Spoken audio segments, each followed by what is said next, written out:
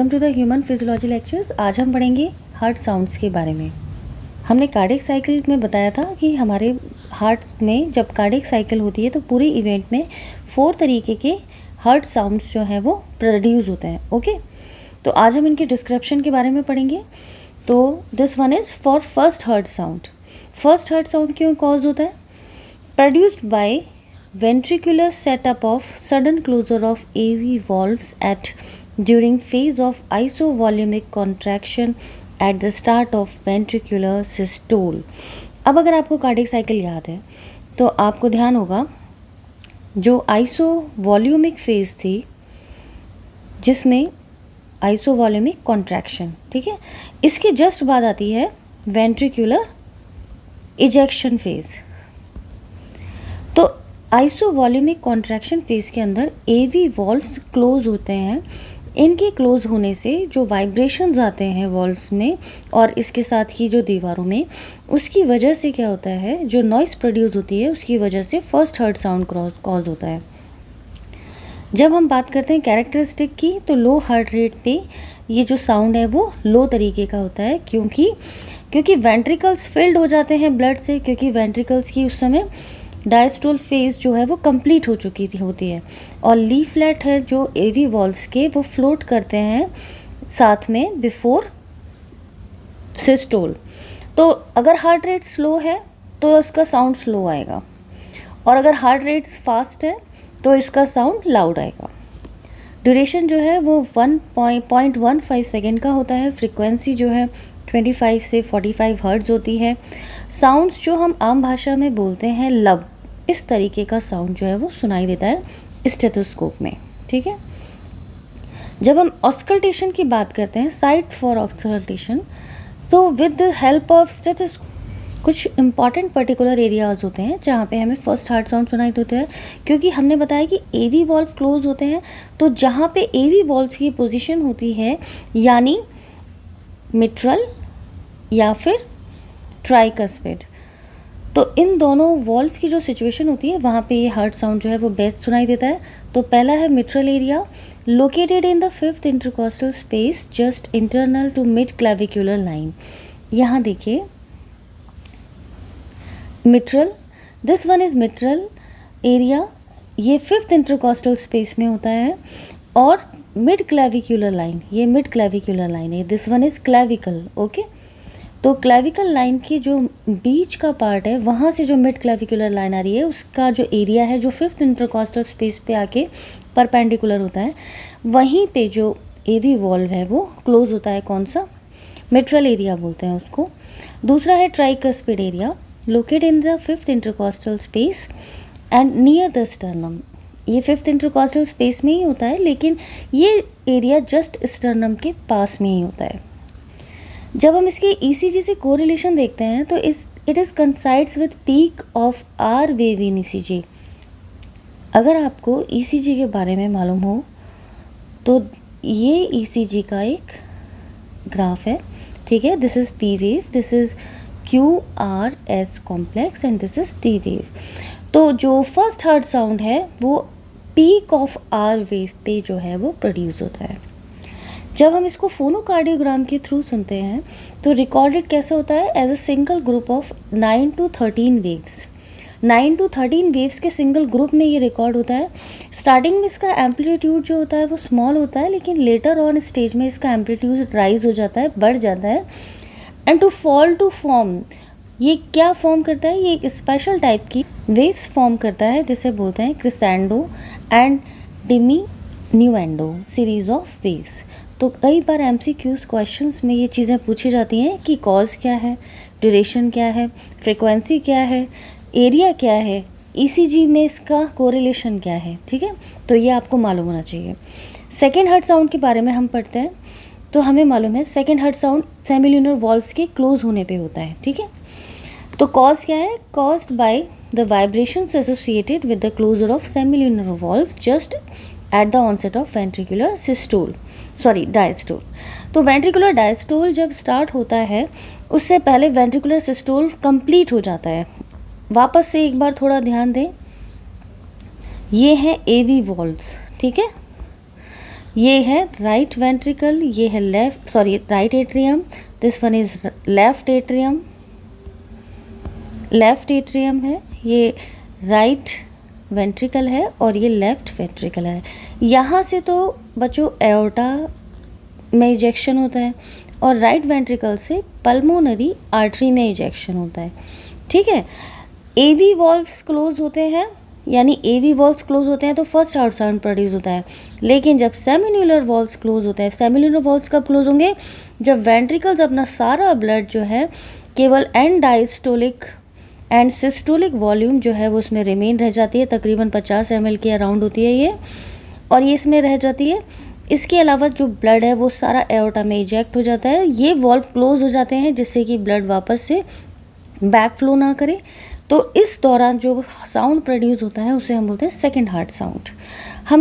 हमारे मन में एक क्वेश्चन आता है कि क्लोजर ऑफ वॉल्व्स के ही वजह से साउंड प्रोड्यूस क्यों होता है, ओपनिंग का साउंड क्यों नहीं सुनाई देता? Because closing of valves is a sharp sudden process, okay तो उस वजह से जो वाइब्रेशंस होते हैं वो ज़्यादा आते हैं। जब हम इसके कैरेक्टरिस्टिक के बारे में बात करते हैं सेकेंड हर्ट्ज साउंड के, तो इसका ड्यूरेशन होता है 0.12 सेकेंड का, फ्रीक्वेंसी 50 हर्ट्ज।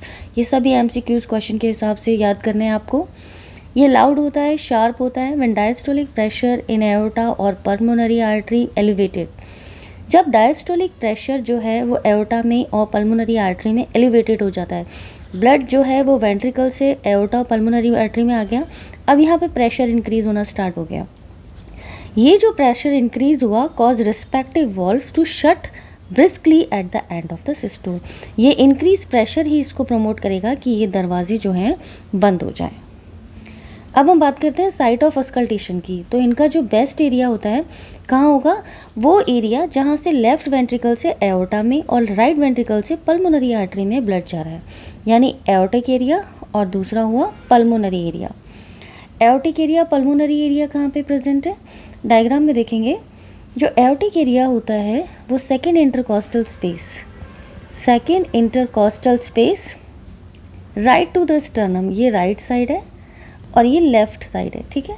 तो जो एओर्टिक एरिया है वो second intercostal space right to the sternum, और जो पल्मोनरी एरिया है वो second intercostal space left to the sternum होगा, ठीक है। तो इनकी पोजीशन आपको अच्छे से मालूम होनी चाहिए, बिकॉज अगर आप ऑस्कल्टेशन करते हैं और हार्ट साउंड सुनना चाहते हैं तो आपको पोजीशन मालूम होनी चाहिए। So this aortic area lies in the right second intercostal space near sternum. Pulmonary area lies in the left second intercostal space close to the sternum. Okay. ECG में इसका क्या correlation है?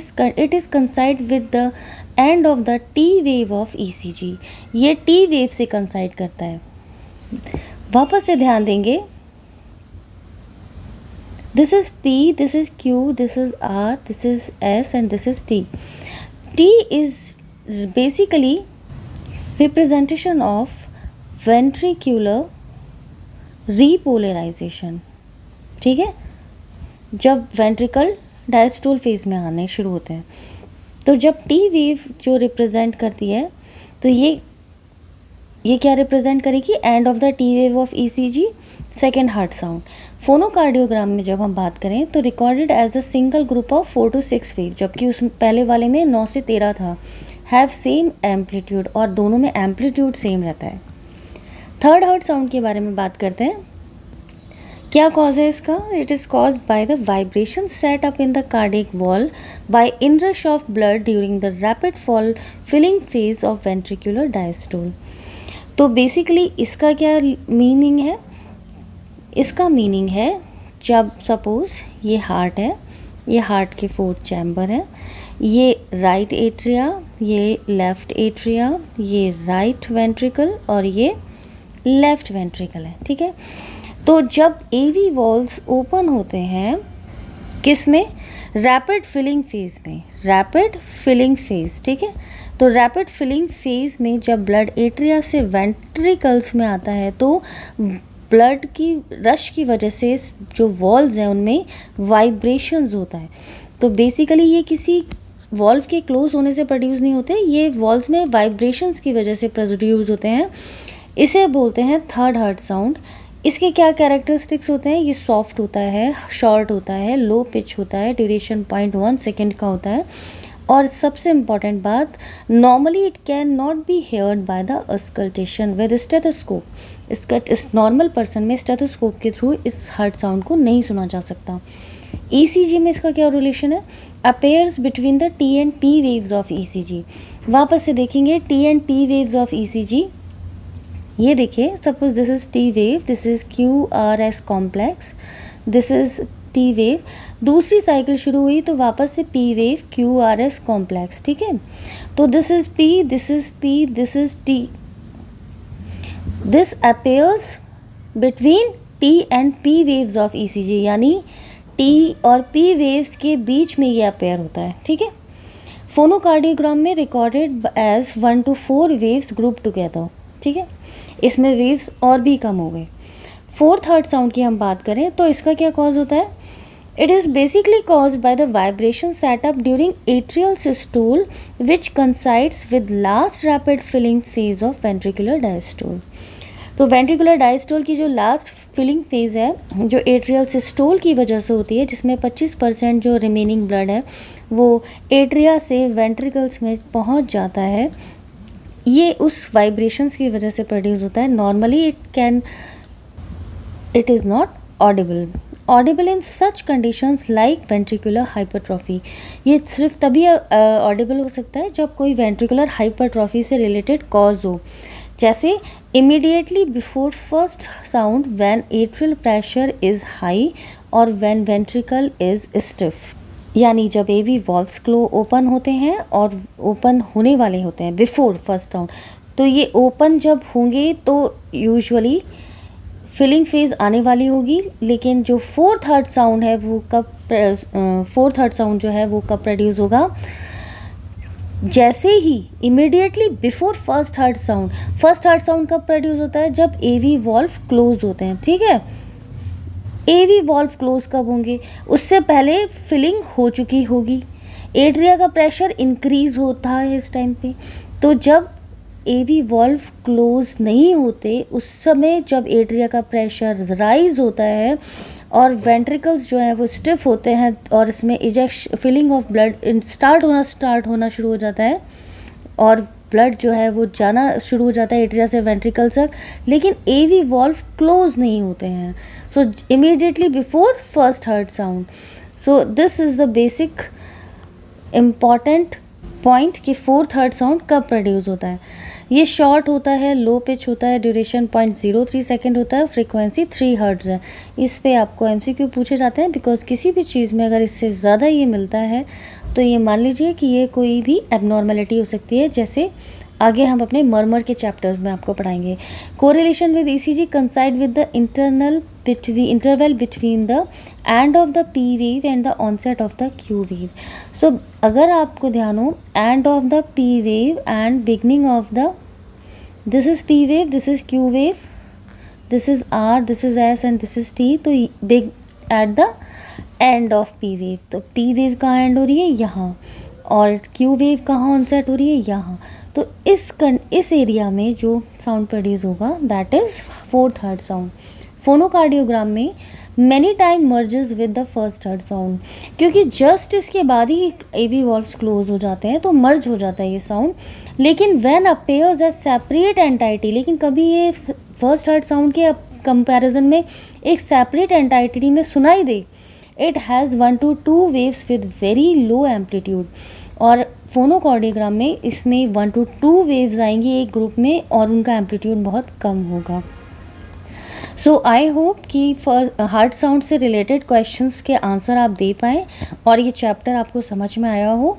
अगर आपको ये चैप्टर समझ में आया है तो please like and subscribe my channel. Wish you all the best, good luck to you, thank you.